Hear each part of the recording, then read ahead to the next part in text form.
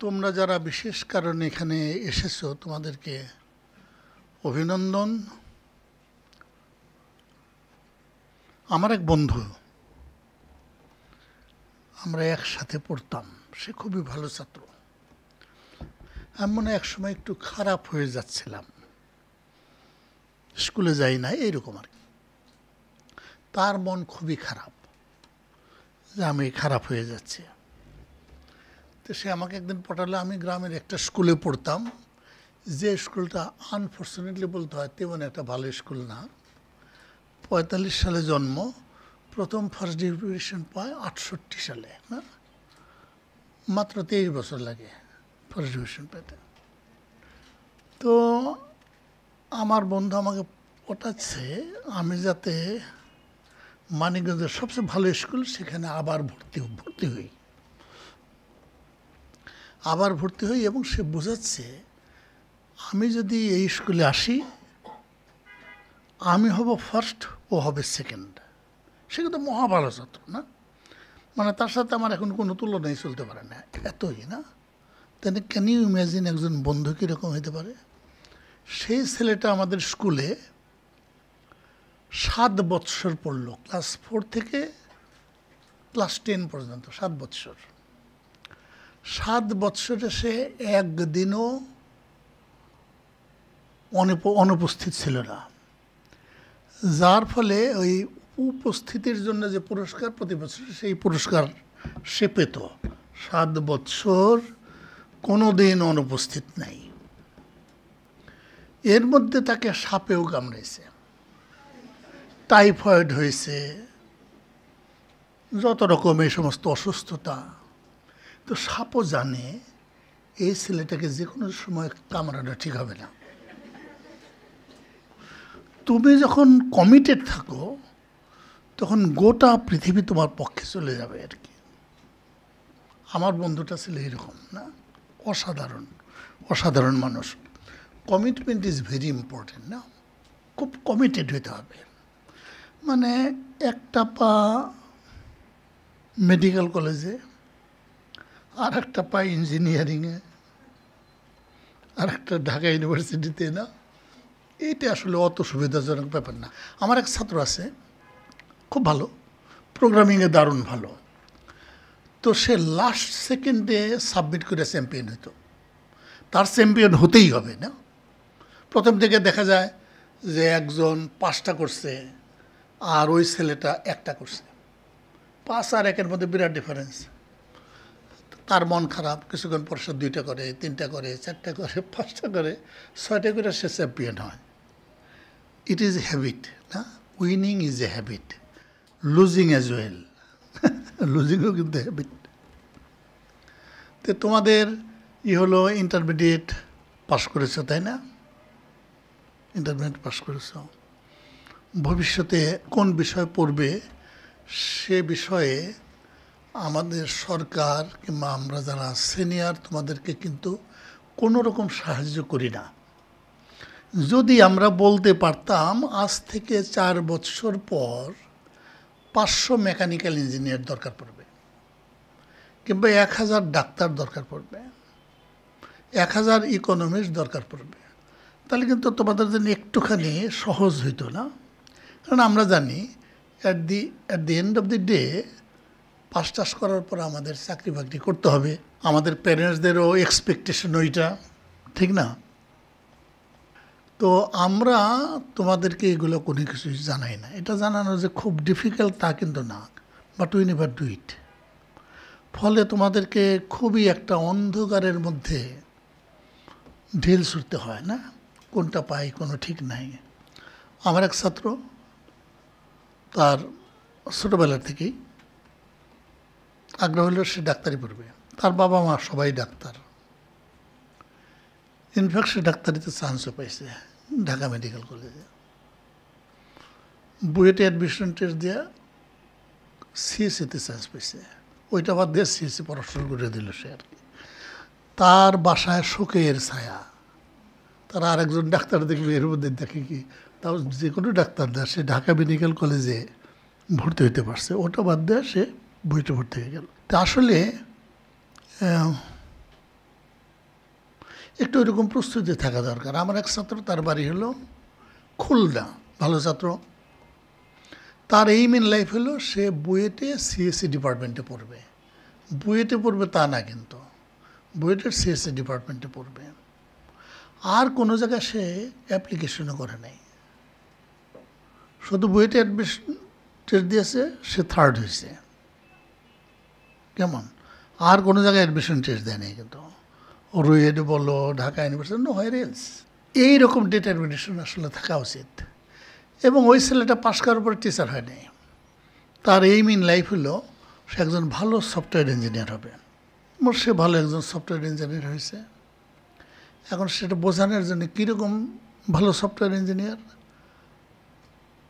তার একটা computer program সে মাত্র 100 কোটি টাকা বিক্রি করছে, এবং বিদেশে, দেশে খুব না। চিন্তা করো, মানে কমিটেড হইলে একজন মানুষ কত দূরে, 100 কোটি টাকা, এইরকম লক্ষ্যভেদী হইতে হবে না, হাফ হার্টেড কিছু না। যেমন আমাদের গোটা সিস্টেম এখন half hearted. GPA pass, GPA pass মানে কি, বাংলা যাতে ৭৭ পাওয়া যায়, ইংরেজিতে ৭৭, অঙ্কে ৮০, ফিজিক্সে ৮০, এটা তো কোনো এক্সেলেন্স হয় না। অঙ্কে ৮০, is it any excellence at all? কোনো এক্সেলেন্স না। কিন্তু আমি জিপিএ পাস পেলাম, কিন্তু সর্ববিষয়ই বেশ খারাপ। এই ৮০, ৭৯, এগুলো কোনো এক্সেলেন্স না। আমার এক ছাত্র, সে আমাকে বলতো, স্যার অঙ্কে তো 2টা নম্বর না। আমি কেন 2টা নম্বর হবে কেন? বলে একটা হলো 3 ডিজিট আর একটা হলো 2 ডিজিট। এক্সেলেন্স হইতে হবে এই মাপের, 2টা নাম্বার, একটা হলো 3 ডিজিট আর একটা হলো 2 ডিজিট। অসাধারণ না? মানে একটা সমাজ যদি অগ্রসর হইতে হয়, এক্সেন্ট্রিক মানুষের প্রয়োজন। আমরা যদি সবাই অ্যাভারেজ হই না, একটুখানি বাংলা জানি, একটুখানি ইংরেজি জানি, একটুখানি অঙ্ক জানি, জীবনেও কোনো ব্রেক থ্রু করতে পারবো না। তো ব্রেক থ্রুর জন্য দরকার প্রায় সকল বিষয়ই খারাপ। অঙ্ক ভালো বুঝে কিংবা ইংরেজি ভালো পারে, তাই না? অন্য বিষয় অত পারে না, অত দরকার নেই তো, তাই না? তোমরা যদি সব বিষয়ে একটু একটু ভালো হও, সেই একটু একটু ভালোতে তো কোনো কিছু হবে না। এখন যে পৃথিবী, এটা হলো মানে কম্পিটিশন, তাই না? Highly competitive world. আমাদের দেশের দামি দামি কাজ সেগুলো বিদেশিরা নিয়ে নিচ্ছে, আমরা পারছি না। যেমন একটা সফটওয়্যার বলে সিবিএস, এটা হলো কোর ব্যাংকিং সিস্টেম। আমরা ব্যাংকের যে কোনো শাখায় গেলে টাকা তুলতে পারি, তাই না? হিসাব সেন্ট্রালাইজড ওয়েতে রাখা হয়। এখন এই সফটওয়্যারের প্রায় অর্ধেক হলো বিদেশি আর অর্ধেক দেশি। এই যে অর্ধেক দেশি, এগুলো নিশ্চয়ই হিসাব ঠিকঠাক মতো করে। তারপরে আমাদের বিদেশ প্রীতি আছে, আমরা অর্ধেক বিদেশি। আমার এক ছাত্র, সেও মহা ব্রিলিয়ান্ট ছাত্র। কেমন? কম্পিউটারের গ্র্যাজুয়েট, সে কিন্তু ব্যাংকের এমডি, কম্পিউটারের গ্র্যাজুয়েট। তাকে কিন্তু আমি এই অ্যাকাউন্টিং এগুলো কোনো কিছু শেখাই নাই, but he is so smart. সে আমাকে বছর 10-12 আগে বলল, সিম্পলি কোর ব্যাংকিং সিস্টেমের অ্যানুয়াল মেইনটেনেন্স ফি বাবদ আমরা প্রতি বছর বিদেশে 500 কোটি টাকা পাচার করি। অ্যানুয়াল মেইনটেনেন্স ফি দেয়। এই 500 কোটি টাকা কত টাকা? একজন ফ্রেশ গ্র্যাজুয়েটকে যদি 40,000 টাকা বেতন দেই প্রতি মাসে, তাহলে বছরে লাগবে 5 লক্ষ টাকা। কোটি টাকায় 20 জনের চাকরি হবে। 500 কোটি টাকায় 10,000 জন ফ্রেশ ইঞ্জিনিয়ারের চাকরি হবে। এই 10,000 জন যদি একটা সফটওয়্যারের পিছনে লাগে, এটা হবে দুনিয়ার মধ্যে বেস্ট সফটওয়্যার, তাই না? আমরা সেটা করছি না। এইভাবে একবার প্রথম আলো পত্রিকার প্রতিবেদন, সেটা মনে হয় 10-12 বছর আগের হবে, তারা বলল যে বিদেশি বিশেষজ্ঞ এবং পরামর্শক ফি বাবদ আমরা প্রতি বছর 28,000 কোটি টাকা পাচার করি। তোমরা যদি হিসাব করো, না 35,000 কোটি টাকা, 35,000 কোটি টাকা কত টাকা? আমরা যদি একজন ফ্রেশ ইঞ্জিনিয়ারকে বেতন দেই 35,000 টাকা, তাহলে এটা হলে 1 কোটি ম্যান মান্থ। তার মানে 8 লক্ষ ম্যান ইয়ার, 8 লক্ষ ফ্রেশ গ্র্যাজুয়েটের চাকরি হতে পারে। 8 লক্ষ পরিবার কিন্তু দাঁড়িয়ে যেত, তাই না? অর্থনৈতিকভাবে তারা স্বাবলম্বী হইতো, দেশের সমাজের একটা অর্থনৈতিক দিকে একটা বিরাট পরিবর্তন হইতো। We don't care. আমরা ভাবি না কী কারণে কোন কোন পেশায় আমাদের দক্ষতা কম, সেই পেশা যাতে দক্ষতা বাড়ানো যায় তার জন্য প্রশিক্ষণ দেওয়া, এগুলো করলে আমাদের দেশের ছেলেমেয়েরা কিন্তু চাকরি পেতে পারে। যাই হোক, এই জিনিসগুলো হয়তো সহসা আমরা পরিবর্তন করব না, দীর্ঘদিন করি নাই, তাই না? দীর্ঘদিন করি নাই।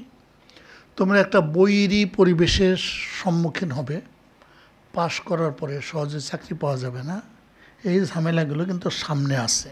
তাই বলে তোমরা তো একটা ইনফিরিয়র জীবন গ্রহণ করতে পারো না, তাই না? মরুভূমিতে মরুদ্যান হয়, একটা গাছ বাঁচতে চায়, সে তার শিকড় ক্রমশ নিচে পাঠায় যতক্ষণ পর্যন্ত সে পানি না পায়, মানে গাছটা বাঁচতে চায়, কেমন? এবং সে বাঁচতে পারে। বছর 10 আগে আমেরিকার দক্ষিণাঞ্চলে বন্যা প্লাবন হইল, অনেক মানুষ মারা গেল। তাদের অনেক রিসোর্স থাকার পরেও আমাদের দেশে উপকূল অঞ্চলে এগুলো হয়, আমরা খুব সাহায্য সহযোগিতা করতে পারি না, কিন্তু আমাদের লোকগুলো কিন্তু বেঁচে যায়।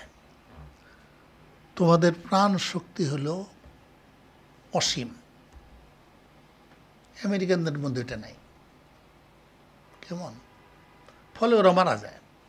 আর আমাদের লোকজন তাদেরকে সাপোর্ট দেই বা না দেই, তারা কিন্তু বাঁচে। এইটা হলো প্রাণ শক্তি। এবং আমি নিশ্চিত তোমাদের মধ্যে সেই প্রাণ শক্তি আছে, বিস্তর পরিমাণ আছে। এটা বিশ্বাস করতে হবে, yes I can do it. না, আমার দেশ, আমার সমাজ, আমার পরিবার, আমার বিশ্ববিদ্যালয়, আমার কলেজ কোনোটাই জাতের না, কিন্তু আমি ব্রেক থ্রু করব, আমি বড় হব। এটা কিন্তু হয়েছে। তোমরা কি মেঘনাথ শাহর নাম শুনেছ? নাম শুনেছে, তাই না? কালিয়া করে বাড়ি। উনি খুব দরিদ্র ঘরের সন্তান ছিলেন, অসম্ভব দরিদ্র ঘরের, কিন্তু খুব মেধাবী ছাত্র ছিলেন। সত্যেন বোস আর মেঘনাথ শাহ একই ক্লাসের ছাত্র ছিলেন, দুই বন্ধু। অনার্সে সত্যেন বোস ফার্স্ট হলেন, মেঘনাথ শাহ সেকেন্ড।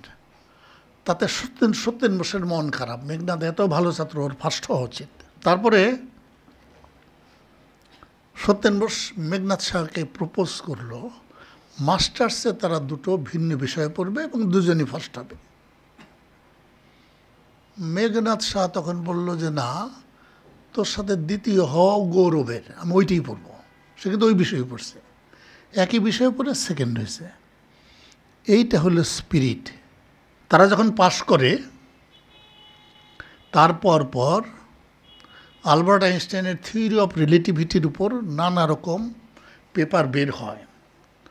তখন এই দুই বন্ধু, খুব ইয়াং মানুষ, তারা সিদ্ধান্ত নেয় ওই পেপারগুলো তারা অনুবাদ করবে। সেই কালে বোদ্ধা বিজ্ঞানীরা থিওরি অফ রিলেটিভিটি বুঝতে পারতো না। আর তাদের কি করতে হবে? জার্মান ভাষা দারুণ ভালোভাবে জানতে হবে, কারণ লেখাগুলো ছিল জার্মান ভাষায়। লক্ষ্যকেই অনুবাদ করব, এর জন্য কী করতে হবে? জার্মান ল্যাঙ্গুয়েজ খুব ভালো শিখতে হবে। তারপর ওই তত্ত্ব দারুণ ভালো শিখতে হবে, যেটা অন্যরা জানে না। এই দুটো কাজে তারা করেন এবং তারা বই পাবলিশ করেন। এখন আমার হিসাবে বইটা হলো প্রথম translation. Can you imagine? German ভাষার থেকে ইংরেজি ভাষায় এরকম দুর্বোধ্য তত্ত্বকথা দুইজন বাঙালি বিজ্ঞানী ট্রান্সলেট করছিলেন। এটা কি ভাবা যায়?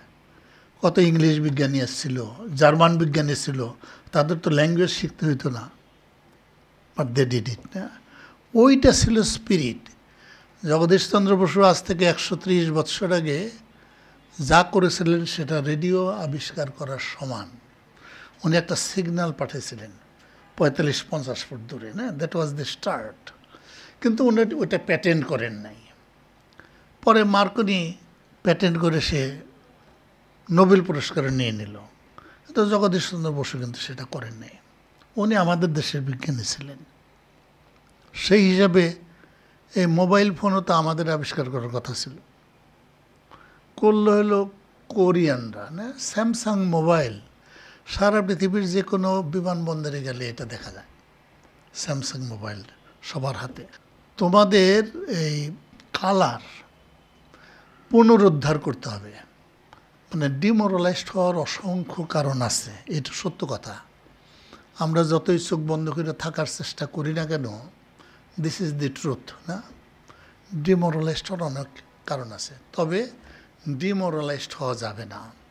You have only one life to live, you must live in your way, না? এইরকম প্রতিবন্ধকতা আসবে, সমস্যা আসবে, এর মধ্যেই বড় হইতে হবে, না? তত বেশি ডিটারমিন্ড হইতে হবে। ডিটারমিনেশন খুব গুরুত্বপূর্ণ, না? সফলতা অর্জনের জন্য ডিটারমিনেশন খুব গুরুত্বপূর্ণ। আমাদের একটা দল ২০০০ সালে যুক্তরাষ্ট্রের অরল্যান্ডো শহরে প্রোগ্রামিং প্রতিযোগিতা করতে গেল, এবং তারা এই কাইন্ড অফ ৩টা প্রবলেম সলভ করে সবাই খুব খুশি। এর মধ্যে একজন, যার বাড়ি ফরিদপুর, যে প্রথম কম্পিউটার দেখেছে আমাদের ডিপার্টমেন্টের ছাত্র হওয়ার পরে, সে বলছে যে আমার তো ৫ ঘন্টা এখানে কন্টেস্ট করার কথা, তোমরা সব তুলে নিয়ে চলে যাচ্ছ কেন? করতে হবে। ওরা বলে না, আর এই সময়ের মধ্যে আরেকটা পারা যাবে না, তাহলে we should try our best. ওই ছেলেটা একা আর একটা প্রবলেম করে আমাদের দল 11th হলো, এবং সেই 11th হওয়ার মানে হলো MIT আমাদের পিছনে, হার্ভার্ড আমাদের পিছনে, বার্কলে পিছনে, ক্যালটেক পিছনে, স্ট্যানফোর্ড পিছনে, সব নামি দামি ইউনিভার্সিটি আমাদের পিছনে। তোমরা এবার না বুঝে একটু হাততালি দাও। সব কিছু বুঝে করতে হবে না, ধীরে ধীরে সেটা হবে, তাই না? ধীরে ধীরে। ক্যান ইউ ইমাজিন যে সবাই আমাদের পিছনে ওই ছেলেটার জন্য? সে 4 ঘন্টা পর উঠতে চায়নি, আমি 5 ঘন্টার জন্য আসছি, 5 ঘন্টা করব। আমরা IIT কানপুরে এরকম প্রোগ্রামিং প্রতিযোগিতা করতে গেলাম, ওই ছেলের দল। তা আমাদের দল 2টা প্রবলেম সলভ করলো, ওই ছেলেটাও 2টা প্রবলেম সলভ করলো, এবং 2টা প্রবলেম সলভ করে আমরা চ্যাম্পিয়ন হলাম IIT কানপুরে। তার আগের বছর আমরা IIT কানপুরে গেছি, এটা মনে হয় 1999। ওইবার ভারতীয়রা মনে হয় বিশ্বসুন্দরী হয়েছিল। তো যেদিন বিশ্বসুন্দরী হয়েছিল, ওই দিন আমাদের প্রতিযোগিতার উদ্বোধনী দিন, না? তো সেখানে চিফ গেস্ট হিসেবে আসলেন IBM ইন্ডিয়ার কর্ণধার। উনি বললেন, আজ আমরা বিশ্বসুন্দরী হলাম, আগামীকাল প্রমাণ করব মেধায়ও আমরা শ্রেষ্ঠ। ঠিক আছে? তো প্রবলেম সেট তৈরি করছিলেন IIT কানপুরের অধ্যাপকগণ, এবং জাজিংও করছিলেন তারা। পুরস্কার বিতরণী অনুষ্ঠানে জানা গেল বুয়েট হলো চ্যাম্পিয়ন, ঢাকা ইউনিভার্সিটি হলো রানার্স আপ।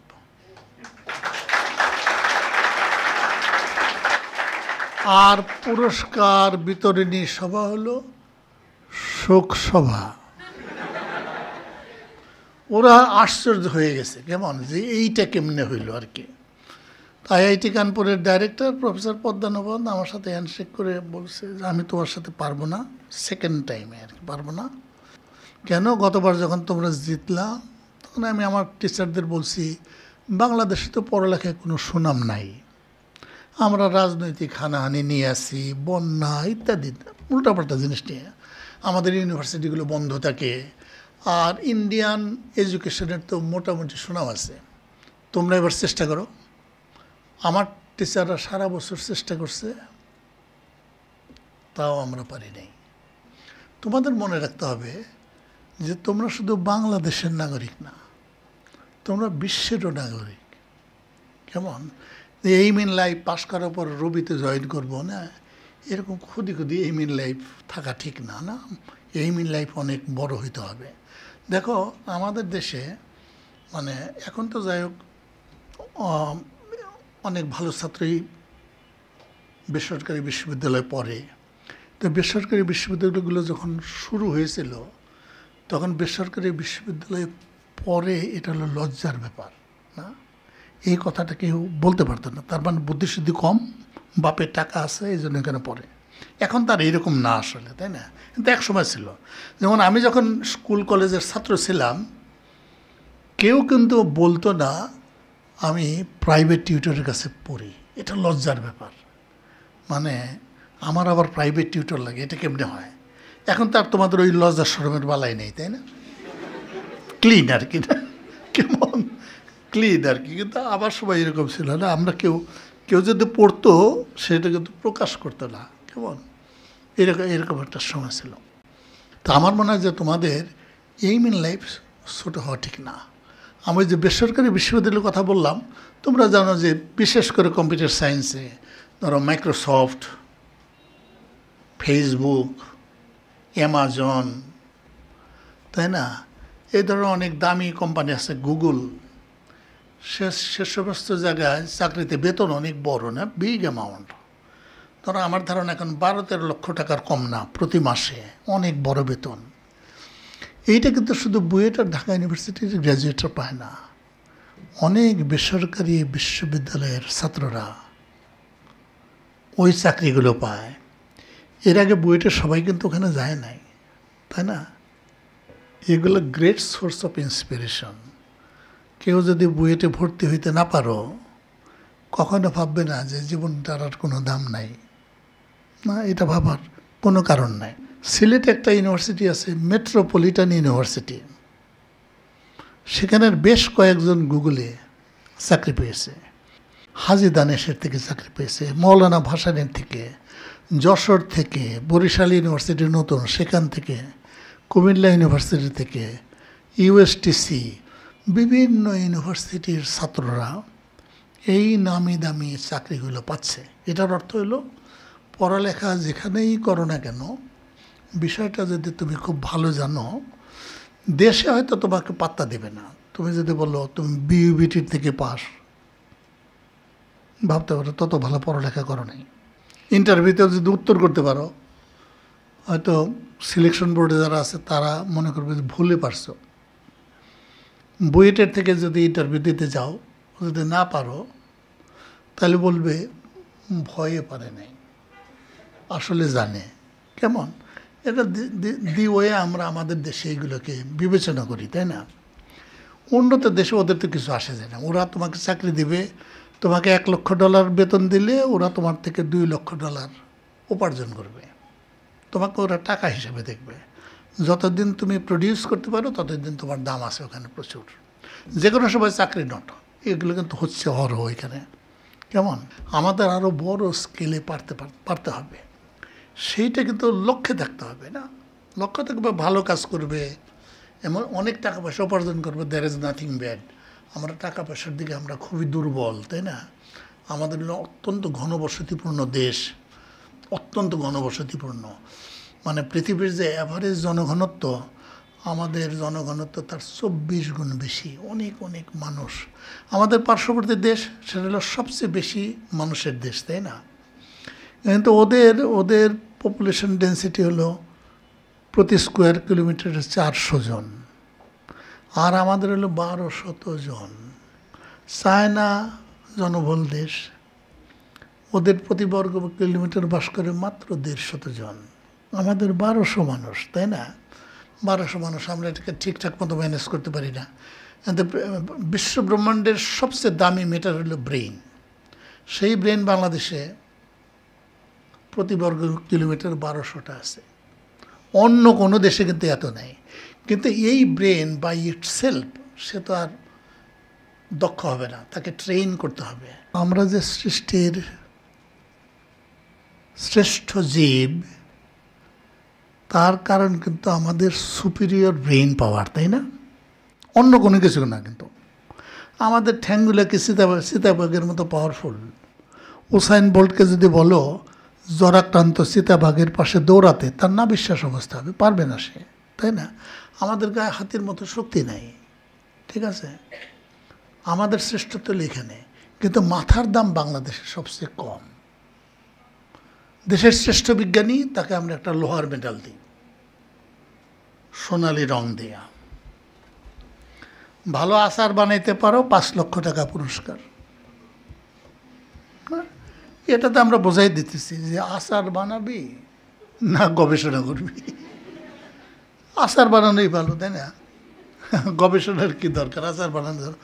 অথচ দেখো আমাদের এই ছোট দেশ, আমরা যদি জ্ঞান বিজ্ঞানে দক্ষ না হই, আমরা সারভাইভই করতে পারবো না। আমাদের সারভাইভাল ইজ অ্যাট স্টেক, কেমন? সুতরাং তোমাদের এটা বুঝতে হবে। আশপাশে অনেক কিছু দেখবে, দেখো খুবই গুরুত্বপূর্ণ গুণ হলো বিনয়। বিনয় খুবই গুরুত্বপূর্ণ জিনিস। তোমরা এখন ইয়াং না, অনেক কিছু তোমাদের করতে ইচ্ছা করবে, ঝাঁপায় পড়তে ইচ্ছা করবে, কিন্তু বিনয়টা কখনো বাদ দিও না। বিনয়টা খুবই খুবই প্রয়োজন।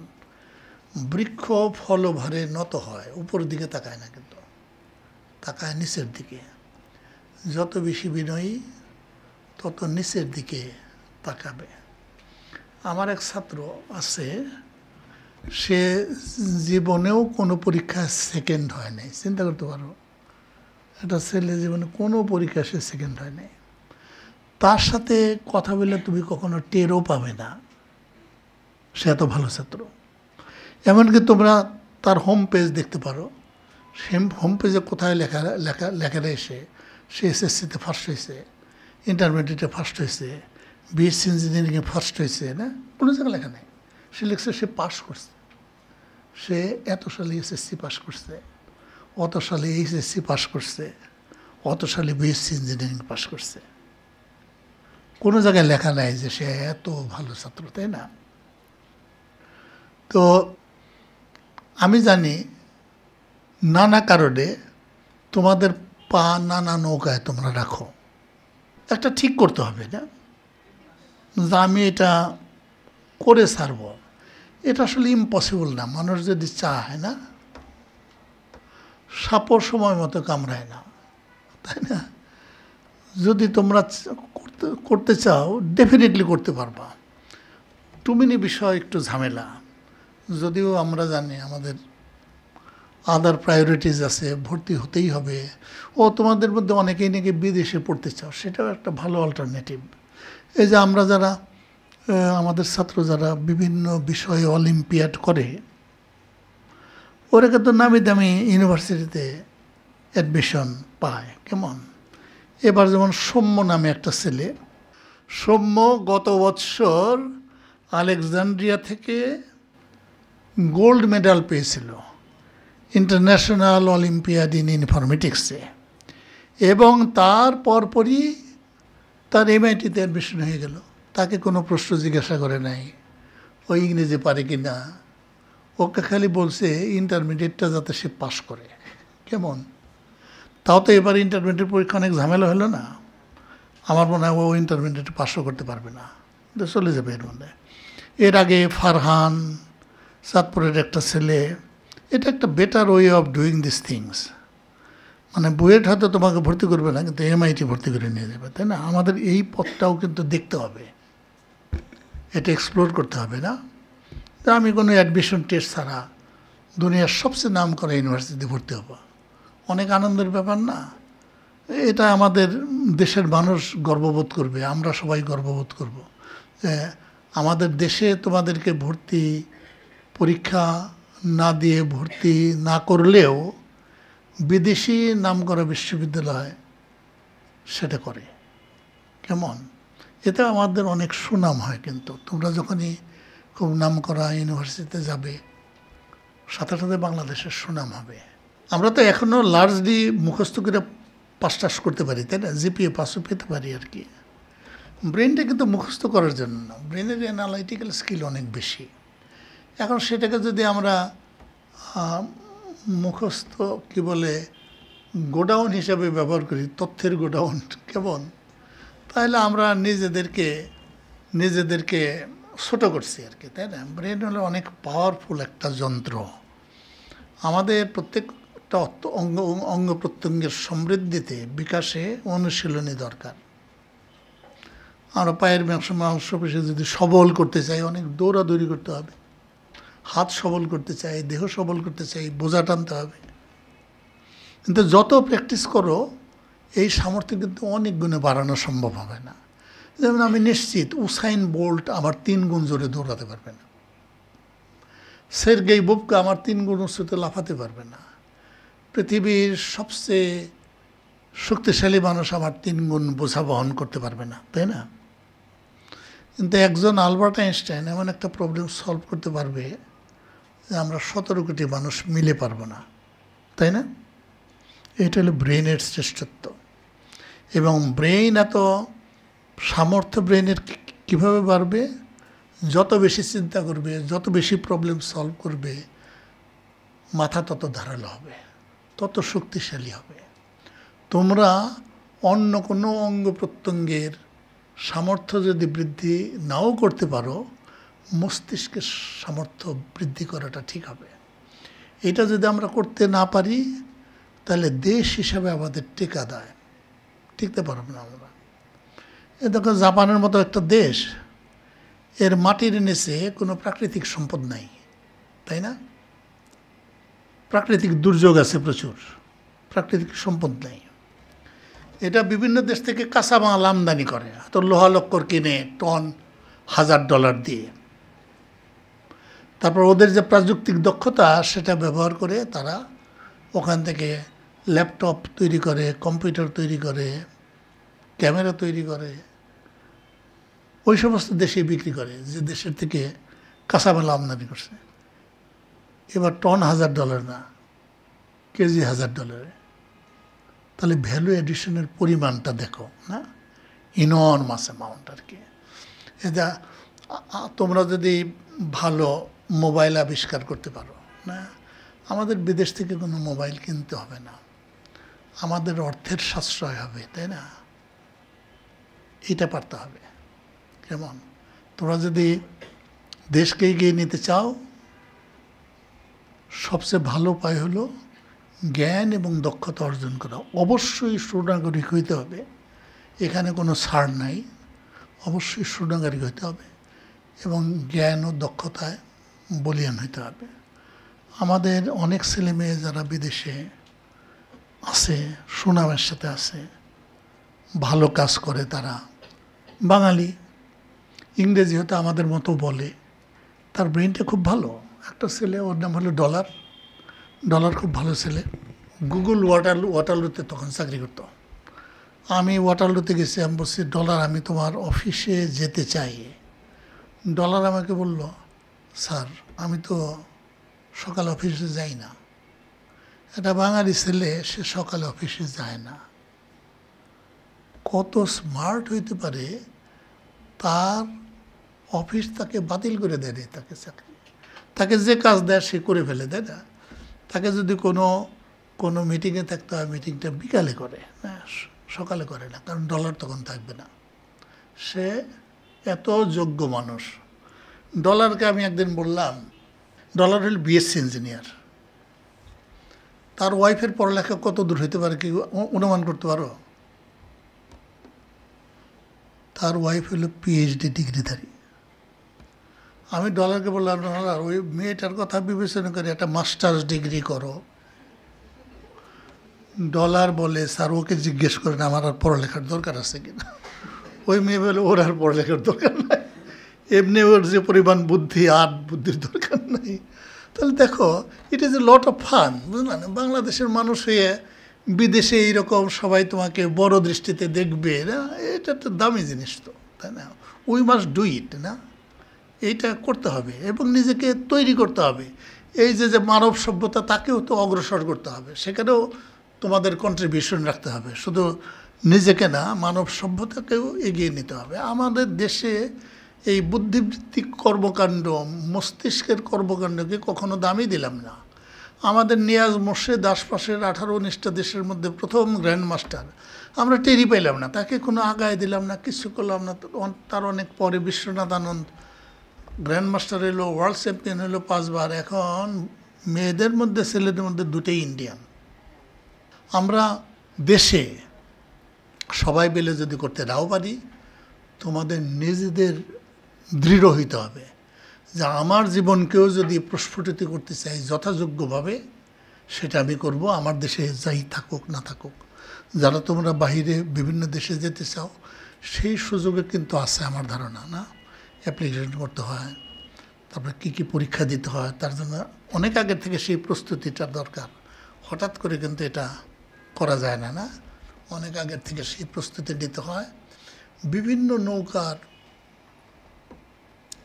নৌকায় পাড়া দিও না, পা দিয়ে লাভ নেই আর কি, বুঝলাম? Wastage of time.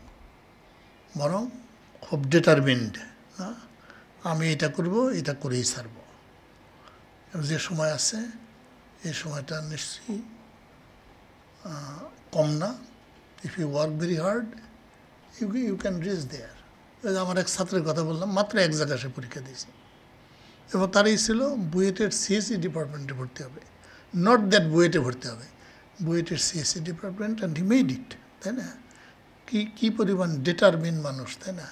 এই ডিটারমিনেশনটা দরকার। ডিটারমিনেশন ছাড়া জীবনে আসলে উন্নতি করা যায় না। তোমরা যদি টেনিস খেলা দেখো, এই চ্যাম্পিয়নের কাছ থেকে লাস্ট পয়েন্টটা নেওয়া যায় না, কীভাবে সে ঠেকায় রাখে, না? That is why he champion, তাই না? এই রকম একটা চরিত্র তৈরি করতে হবে, ডিটারমিন্ড চরিত্র, না? যে তুমি করবা, অবশ্যই করবা আর কি। এমনি আমরা ধরো তোমাদেরকে বিভিন্ন সময় পরীক্ষার নম্বর কম দিয়ে তোমাদেরকে ডিসহার্টেন করি, কখনো সেটা হবে না, কিন্তু কখনো হবে না। কারণ আমরা যথেষ্ট সময় দিতে পারি না। তোমাদের যে বুদ্ধিমত্তা, জ্ঞান, দক্ষতা, তার যথাযথ পরিমাপ আমরা করতে পারি না। শুধু আমরা না, উন্নত দেশেও কিন্তু পারে না। তোমার পড়ে দেখো ইন্টারনেটে যে নিউটন ছোটোবেলায় পড়ালেখায় যে দারুণ ভালো ছিল, এর কোনো প্রমাণ নেই, অ্যাবসলিউটলি কোনো প্রমাণ নেই। তার মানে তার টিচাররাও কিন্তু তাকে ধরতে পারে নাই, তার বুদ্ধিমত্তা বুঝতে পারে নাই। একই কথা প্রযোজ্য আলবার্ট আইনস্টাইনের ক্ষেত্রে। সেও যে খুব ভালো ছাত্র ছিল, তারও বিশেষ কোনো প্রমাণ নাই। কিন্তু প্রকৃতপক্ষে ছোটোবেলায় আলবার্ট আইনস্টাইনের এক টিচার তার মায়ের কাছে একটা চিঠি দিছে, বলছে তুমি এটা তোমার মাকে এই চিঠিটা দিবা। তো মাকে দেওয়ার পরে আইনস্টাইনেরই আমার টিচার কী লিখলো, তো মা বললেন যে তোমার টিচার লিখছে তুমি মহামেধাবী মানুষ ইত্যাদি, এগুলো বলে টলে আইনস্টাইন মোটামুটি সন্তুষ্ট হয়েছে। উনি মৃত্যুসজ্জায় প্রিন্সটনে, তখন ওই রকম একটা সুটকেসের থেকে একটা কাগজ উনি বার করলেন। সেই কাগজ হলো ওই চিঠি, টিচার চিঠি লিখছিল। টিচার আইনস্টাইনের মাকে লিখছে, তোমার এই ছেলে দিয়ে পড়ালেখা হবে না। মা বিশ্বাস করেন নাই। কেমন? তা আমরা কিন্তু এই টাইপের আর কি। তো তোমাদের মাথায় আমরা মাঝে মধ্যে ঠান্ডা পানি ঢালি, তবে তোমরা কখনো ডিসহার্টেন্ড হইবা না, না হতাশাগ্রস্ত হবে না। বরং কেউ যদি তোমরা জীবনেও কাউকে আন্ডার এস্টিমেট করবে না, কখনো না। কেউ যদি তোমাদের আন্ডার এস্টিমেট করে, তাহলে টের পাইয়ে দিতে হবে। এটাকে একটা চ্যালেঞ্জ হিসাবে নিতে হবে, না? আমার স্যার আমাকে মনে করছে আমি অঙ্কে খারাপ, আমি দেখাই দেবো, না? আমার এক ছাত্র খুবই মেধাবী, অসম্ভব মেধাবী, তার এইম ইন লাইফ ছিল সে এমআইটিতে ভর্তি হবে। ভেরি আনফর্চুনেটলি এমআইটি কর্তৃপক্ষ তাকে ভর্তি করে নাই। তার মনটা খুব খারাপ, কোনোভাবেই তাকে আমি আপ করতে পারছি না। একজন দামি মানুষের কাছে নিয়ে গেলাম। সে বলল, সৈকত তোমার মনটা খারাপ কেন? সৈকত বলে, স্যার আমার তো এমআইটিতে ভর্তি হওয়ার খুব আগ্রহ ছিল ছাত্র হিসাবে, আমাকে তো ভর্তি করলো না। উনি আবার তখন বললেন, ঠিক আছে তুমি তাহলে এমআইটিতে টিচার হইও। আমি জীবনে ওই কথাটা বলতে পারতাম না, এমআইটিতে ছাত্র হইতে পারলাম না, টিচার হব। আমাদের সৈকত MIT-তে প্রফেসর হয়েছে। এই রকম হইতে হবে। মানুষ তোমাকে যেখানেই দুর্বল মনে করবে, যেখানে তোমাকে ছোট মনে করবে, ওইখানে একটা point, you must prove yourself. Meghnath সাহার আবার আর একটা কথা বলি, যেগুলো তোমরা পছন্দ করবে। মেঘনাথ সাহা বিয়ে করবে, ভালো ছাত্র, টিচার হয়েছে কলকাতা ইউনিভার্সিটির না। তো একটা বিয়ে ঠিক হইল, তো মেয়ের ঠাকমা সে বলল যে আমার নাতনিকে জলে ভাসাইয়া দিলাম। এটার মানে এত একটা গরিব ছেলের কাছে বিয়ে দিল না, যে খাওয়াইতেও পারবে না, ঠিকঠাক মতো রাখতে পারবে না, এরকম একটা কথা। অ্যান্ড মেঘনাথ সাহা ওভারহার্ড এই কথাটা। উনি ওনার ইউনিভার্সিটি বদলাইয়া এলাহাবাদ ইউনিভার্সিটির টিচার হয়েছে, ওখানে সুরম্য অট্টালিকা গড়ছে, ওই যে ওই ইয়েকে দেখানোর জন্য, ঠাকমাকে দেখানোর জন্য। সে এত ছোট না, তার কিন্তু সুরম্য অট্টালিকার কোনো প্রয়োজন ছিল না। সে বিজ্ঞানী মানুষ, তাই না, খুব দামি মানুষ। অনেকবারই তার নাম নোবেল পুরস্কার পাওয়ার জন্য ইয়েতে তালিকা ছিল আর কি। উনি প্রমাণ করছেন না, you should never underestimate anybody. If somebody does it, you must disprove him. কেমন? যখনই মনে হবে আপাত একটা ব্যর্থতা, সেটাকে সাফল্যে কনভার্ট করতে হবে। অনেক অনেক মানুষ করছে, তোমরাও পারবা। তোমরা যে তোমাদের জীবন যাপন করো, অনেক চ্যালেঞ্জের মধ্য দিয়ে তোমাদেরকে করতে হয়, টাকা পয়সার অভাব, যাতায়াতে ঝামেলা না, এগুলো তোমরা পার হয়ে আসো। It gives you a lot of will power না, সেটাকে ব্যবহার করতে হবে শুধু নিজের জীবনকে পরিবর্তন করার জন্য না, আমাদের সমাজে পরিবর্তন আনার জন্য, আমাদের দেশ যাতে খুব মাথা উঁচু করে দাঁড়াতে পারে বিশ্বসভায়, সেটা তোমাদের করতে হবে। আমরা আমাদের সময় অনেক কিছু পারি নাই। আমি জানি তোমাদের মধ্যে অনেক প্রাণ শক্তি আছে, সেটাকে তোমরা ব্যবহার করে নিজের জীবন তৈরি করবে, আমাদের দেশের জন্য অনেক সুনাম বয়ে নিয়ে আসবে। ফাইনালি আমি এখানে একটু শেষ করি তোমাদের একটা প্রবলেম দিয়ে। আমি নিশ্চিত তোমরা এই প্রবলেমের সলিউশন করতে পারবা না, বুঝলাম? ঠিক আছে, মনোযোগের সঙ্গে শোনো। 3 জন দার্শনিক অনেক তর্কাতর্কি করে একটা গাছের নিচে ক্লান্ত হয়ে ঘুমিয়ে পড়ছে।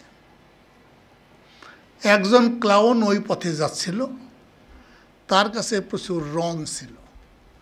সে সেই রং দিয়ে প্রত্যেকের মুখমণ্ডলী রাঙায় চলে গেছে। তারপরে এই 3 জন একসঙ্গে উঠে ওই তাকায় হাসাহাসি করতেছে। কেমন? অনেকক্ষণ হাসাহাসি করার পরে একজন ভাবল, আমার মুখ তো রাঙানো। সে তখন একটু বিষণ্ণ হইল আর কি। সে কেমনে টের পেল যে তার মুখটাও রাঙানো? বুঝাইতে পারলাম?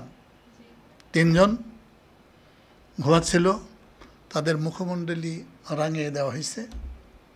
তারপর তারা একসঙ্গে উঠছে, 3 জন মুখোমুখি, এবং প্রত্যেকে হাসাহাসি করছে। মানে হাসাহাসি করছে অন্যের মুখমণ্ডলী রাঙানো। এই জন্য অনেকক্ষণ পরে এদের মধ্যে একজন বুঝতে পারছে তার মুখমণ্ডলী তো রাঙানো। সে কেমনে বুঝতে পারলো তার মুখমণ্ডলী রাঙানো?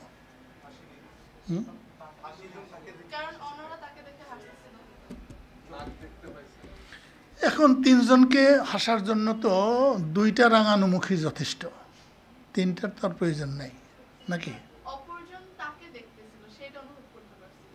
না, তো 3 জনের মধ্যে 2 জনের মুখ যদি রাঙানো থাকে, তাহলে 3 জনই তো হাসতে পারবে। তাহলে আচ্ছা, এগুলো হলো লজিক। তোমরা এই লজিকের অনেক প্রবলেম আছে, এগুলো তোমাদের করা উচিত শার্প করার জন্য, ব্রেন শার্প করার জন্য। কেমন? যেমন আমি তোমাদের বললাম তোমরা পারবা না, কেন বললাম জানো? আমি গত 15 বছর এই প্রবলেম বিভিন্ন ইউনিভার্সিটিতে, স্কুল, কলেজে দেই, কেউ এগুলো পারে না। আমাকে নতুন একটা প্রবলেম আবিষ্কার করতে হয় না, কারণ এইগুলোই চালাই আমি। আগামী বছরে যারা আসবে তাদের এই প্রশ্নটা জিজ্ঞেস করবে, তারাও পারবে না। কেমন না, এর থেকে একটা পরিবর্তন আনতে হবে, ব্রেইনকে শার্পার করতে হবে। ব্রেইনের এক্সারসাইজ হলো সলভিং প্রবলেমস। যত বেশি প্রবলেম সলভ করবা ব্রেইন তত পাওয়ারফুল হবে। জাস্ট আর একটা গল্প করে শেষ আর কি। গল্পটা হলে যারা নাকি বিদেশে যায় অলিম্পিয়াড করতে, আমার বাসায় ওরা কয়েকদিন কাটায় না, এবং আমি খুবই ইমপ্রেসড, এত ছোটো ছোটো মানুষ, কত বুদ্ধি তাদের। একটা ছেলে বগুড়া বাড়ি, রাত 2:30টায় সে দেখি পায়চারি করছে। তো আমার মনে হলো যে ছেলেটা নিশ্চয়ই কখনো বাবা মা ছাড়া থাকে নাই, মনটা খারাপ হয়েছে, তাদের নাই। আমি জিজ্ঞেস করলাম, তোমার প্রবলেম কি? সে বললো, স্যার আমি একটা প্রোগ্রাম তো সাবমিট করছি, সলিউশন, টাইম লিমিট এক্সিডেড হয়েছে। এখন ওরা যে প্রবলেম করে ওগুলো তো আমিও পারি না, আমি তো চেষ্টা করি না ওগুলো। তাও আমি জিজ্ঞেস করলাম, তো প্রবলেমটা কি? সে বললো একটা গ্রাফের প্রবলেম। তো তার বছর দশেক আগে একটা মানে রিসার্চ পেপারে তার একটা ভালো অ্যালগরিদম আমি দেখছিলাম, মানে ওর থেকে ভালো আর সম্ভব না। আমি তখন ওই ছেলেটাকে বিজ্ঞের মতো বললাম, আরে এটা কোনো ব্যাপারই না, তুমি এই অ্যালগরিদম ব্যবহার করো, এটা হয়ে যাবে। ওই ছেলে আমাকে বলে, স্যার ওই অ্যালগরিদমও ব্যবহার করছি, হচ্ছে না। ওর বয়সে ইংরেজি ভাষায় আমি একটা আর্টিকেল পড়ে বুঝবো সেই সক্ষমতা আমার ছিল না। তো ওই ছেলেটা শুধু বোঝে নাই, এটাকে সে প্রোগ্রাম লিখতে পারছে, তার মানে কীরকম, তাই না? তখন মনে হলো ওর বাড়ি বগুড়া হলে কি হবে, যে খুঁজে সে পায়। তোমরা খুঁজো, কেমন? তোমরা খুঁজবে। এখন এই যে চ্যাট জিপিটির আমলে এটা মনে রাখতে হবে, চ্যাট জিপিটি দিয়ে সলিউশন বের করে খুব লাভ হবে না, ব্রেনের এক্সারসাইজ তো করতে পারতে হবে। আমার একজন অত্যন্ত দামি সহকর্মীর ছেলে, সেও খুব দামি ছাত্র, নটরডেমের ক্লাব অ্যাক্টিভিটিস করে। তো সে একটা অঙ্ক করছিল, আমার সহকর্মী মসজিদে নামাজ পড়ে এসে তাকে জিজ্ঞেস করলো, তুমি কি ওই অঙ্কটা করতে পারছো? ওই ছেলে বলে, আমি আমার সময় অপচয় করব না, এটা আমার টিউটর করে দিবে। হবে না, টিউটর করে দিলে হবে না, তাই না? তাহলে সব অঙ্কই টিউটরকে করে দিতে হবে, নিজে কিছু করা যাবে না। নিজেকে করতে হবে, chat GPT to your advantage ব্যবহার করবা। চ্যাট জিপিটি দিয়ে প্রবলেম সলভ করলে হবে না, কিন্তু না, তোমার ব্রেনের কোনো ডেভেলপমেন্ট হবে না। সুতরাং টেকনোলজিকে টু ইয়োর বেনিফিট ব্যবহার করতে হবে, টেকনোলজি যাতে তোমাকে ব্যবহার না করে। ঠিক আছে, আমি অনেক কথা বলে ফেললাম, তোমাদের 2-1টা প্রশ্ন থাকলে আমি নিতে পারি। জি জি, ও তাহলে তো প্রশ্নটা করে উত্তরটা দিলেই ভালো হইতো, তাই না? নাকি? এইটা হলো পলায়ন পর মনোবৃত্তি। আমি প্রবলেমটা শুনব এবং যতক্ষণ করতে না পারি ততক্ষণ বসে থাকব। আমি আমার ছোটোবেলায় এটা করছি, একটা প্রবলেম পারি না, একটা অঙ্ক পারি নাই, 7 দিন ক্লাস বাদ, ওইটা করতে হবে। দিস ইজ এ ক্যারেক্টার, বুঝলে না? আমাদের যাতে এই ক্যারেক্টারটা থাকে, আমার সামনে একটা প্রবলেম থাকলে ওটা আমি করে ছাড়ব, তার আগে অন্য কোনো কথা নেই আর কি। প্রশ্ন শোনার পরে আবার ওটার উত্তরও যদি তুমি চাও, তাহলে তোমার মাথা তো ভালো হওয়ার কোনো সুযোগ রইল না। ঠিক আছে, তোমরা চেষ্টা করো, যদিও আমি জানি তোমরা পারবা না। লাভ কি? ওই যে ভাববা, সিন্যাপটিক কানেকশন বাড়বে, you will be more intelligent. না, প্রবলেমটা সলভ করতে না পারলেও কোনো অসুবিধা নেই। অনেক ধন্যবাদ, অনেক বেশি কথা বলে ফেললাম, তাই না? 1 ঘন্টার বেশি বললাম 30 মিনিটের মধ্যে। তো আমি আশা করি you will have a very good life. না, নিজে নিয়ন্ত্রণ করবা, তোমার লাইফটা নিজে নিয়ন্ত্রণ করবা, মানে পানার মতো ভেসে না। I determine my course of life, অন্য কেউ ডিটারমিন করবে না, আমি করব না। আমি যা হইতে চাই আমি ওইটা হব, কেমন? অন্য যাতে তোমাদের কোর্স, লাইফের কোর্স ডিটারমিন না করে, নিজে করা। এর মধ্যে অনেক অনেক আনন্দ আছে। আই ক্যান ডু, না, আই ক্যান ডু থিংস।